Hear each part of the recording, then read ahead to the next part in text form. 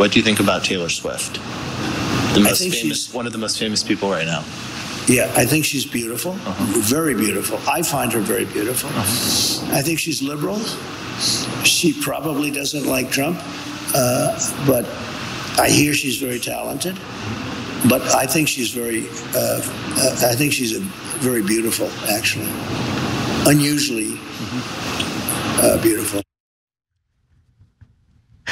I mean, this guy's endless, man. This guy's a total goofball. Yeah, probably doesn't like Trump. Who speaks in the third person about themselves like that? It's beautiful, unusually beautiful. I'm really interested. Shut up, you perv. She's like 70 years younger than you. Oh, all right, go ahead.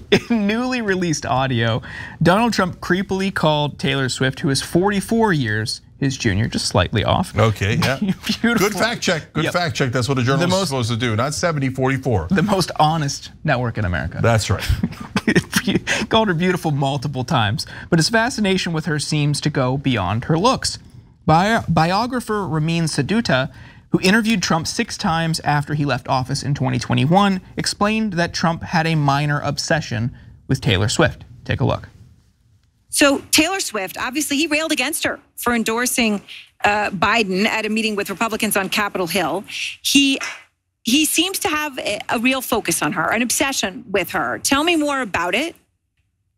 It's interesting. Thank you for having me on. It's interesting because in this audio clip, we have an intersection of 2 of the things that matter most to Donald Trump. Fame, which Taylor Swift is one of the most famous people on the planet, and his perception of beauty. And I think even Donald Trump knows that Taylor Swift is so famous that he can't go up against her, even though she didn't endorse him in 2020. And so you hear him kind of trying to negotiate what to say about her. And later on in the clip, I even ask if he's familiar with Taylor's music, and he says no. But this is his way of trying to say that he likes Taylor Swift in the hopes that somehow Taylor Swift will like him back. Is she gonna like him back? Oh, I don't think so. I'd love to make some Taylor Swift song references here because she has hundreds of songs. This is a perfect opportunity. You're a Swiftie? Yeah, no, I don't know any. Okay, so number one, he's obsessed with stars, and it's partly his obsession with the elites. And he's always wanted to be in the club. He's always wanted to be one of the elites. And he always felt like he wasn't quite allowed in, right? Because he's a clown who always loses money and always bankrupts his businesses.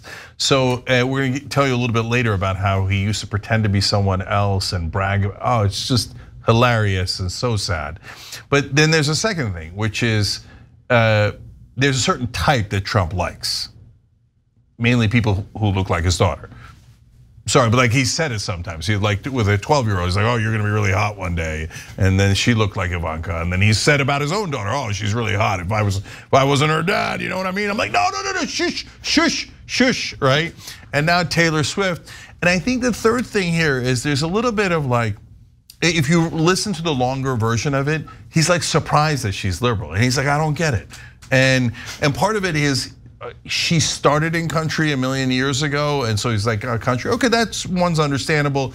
In the old days, country used to be actually very liberal. Willie Nelson, Johnny Cash, etc. Those were the badasses, right? Now it has become more conservative. I get that part, that's fine. But he mentioned a couple other people, and it feels like he was saying like, I don't get it, she's white. Why is she for Biden? She should be for me. If you're really, really white, you should be for Trump. Because he thinks in simple racial terms, right? So, but mainly it's the perv thing. She's beautiful, really beautiful, unusually beautiful. I've spent a lot of time, an unusual amount of time thinking about it. Jesus, bring it down, big guy. Yeah, he's got like caveman brain. Just like asked about That's her. perfect, that's exactly Just right. like, she's beautiful, no like Trump. She's beautiful. Like that's it. That's the extent of his comments on her. Just like that is purely caveman, right? Me like, but she no like. But me still like. Me still like a lot. Okay, brother, we got it. We got it. But he had nothing but compliments for Taylor Swift, of course, but he had harsher words for Kim Kardashian, who he worked with on prison reform and the First Step Act in 2018. Take a look. Different story though with Kim Kardashian. He had invited her to the White House in 2020, and you also spoke about her with him. Here's part of what he told you, Ramin. I was disappointed in Kim. With Kim, I did a lot of prison reform that she couldn't get done with anybody else. I let people out of prison that I thought were deserving to be let out. And then after it was all over, she announced that she's not supporting me. And she only did that to be cool in Hollywood. So, I mean, in that conversation, how do you think he really felt? I mean, he could have been much nastier about her, obviously, but he took a hit there. Do you think he genuinely feels she betrayed him? Absolutely. I think he feels wounded that he invited Kim Kardashian to the White House, and then she went on social media after Joe Biden was declared the winner in 2020 and posted 3 heart emojis on her social media to support the Biden-Harris administration. He was fixated on that in the early days after he left the White House. Cenk, we have 3 heart emojis. A 3rd heart emoji has just entered the situation. Oh my God. That's the first thing I wanted to say too. Me no like the 3 heart emojis. Too many heart emojis for Biden. Me no get heart emojis. Me help her. Still no heart emojis for Trump. Okay, so notice though, Kim Kardashian, not unusually beautiful according to Donald Trump. And I would argue she is unusually beautiful, right? But not in the category that he finds interesting apparently. But now, to be fair, because we are the fairest show in America, I get why he's mad at her. She went to the White House. He did do something that she wants. Now, if you're a regular president, you don't do something for Kim Kardashian. You do it because it's the right thing to do and it's the right policy. And then you're proud that you got this bill passed that helps so many people. And you're not worried about some celebrity that was in favor or not in favor of the bill, right? But this is not a normal president. This is caveman Trump, right? A frozen caveman president, to quote an old Saturday Night Live skit, right? Me help her. Me pass bill for celebrity. And celebrities still give heart emoji to someone else. Okay, but at least I get that one. At least I understand it, right? She did praise him. She did really fight for it, which by the way, I praised her for. It was a good bill. And by the way, I praised Biden, fairest show in America. That bill was a good bill. So I'm glad Trump passed it. I'm glad Kardashian had a point of view on it, and he feels a little betrayed. Trump hurt. Trump thought we had something. Turns out we don't. Trump has broken heart emoji. So I kind of get his frustration because politics is so transactional, and I think at its core he's upset that he thought he was going to get her long-term support. I was honestly a little worried because this was also the time when her and Kanye West they were still together, and Kanye West was a much more open and proud Trump supporter. So I was a little concerned because she does have tremendous influence, and I think that's why he was willing to work with her on that. So at the end of the day, she outsmarted him, and I think he recognizes that. She got the best of him, she used him, she got something into law that he can brag about, but what he really wanted was for her to promote him, for her to support him, and hopefully bring some of her millions of mostly young supporters and fans into his camp, and that didn't happen. Great, we got a race between Fire Marshal Bill and frozen caveman president. So, okay, last thing, Trump has always been obsessed with celebrities and the idea of dating them. So I'm gonna go back all the way to 1991 to share this with you, let's watch. I think that he's got a whole open field, really, and you know, a lot of the people that you write about, and you people do a great job, by the way, but a lot of the people that you write about really are, I mean, they call, they just call. Actresses, people that you write about just call to see if they can go out with them and things. So you can't say, like, did Madonna ever really call? There was a story that Trump went to Rex and Madonna was supposedly at Rex, and that was another total nonsense story. So somehow there was a thing, and then she called recently about this fight and wanted to go out, and you know, she's got this PR machine that I guess you people play to very well, but it really was nonsense. So anyway, but I don't think we ever reported that about Madonna. No, she called and wanted to go out with him, that I can tell you.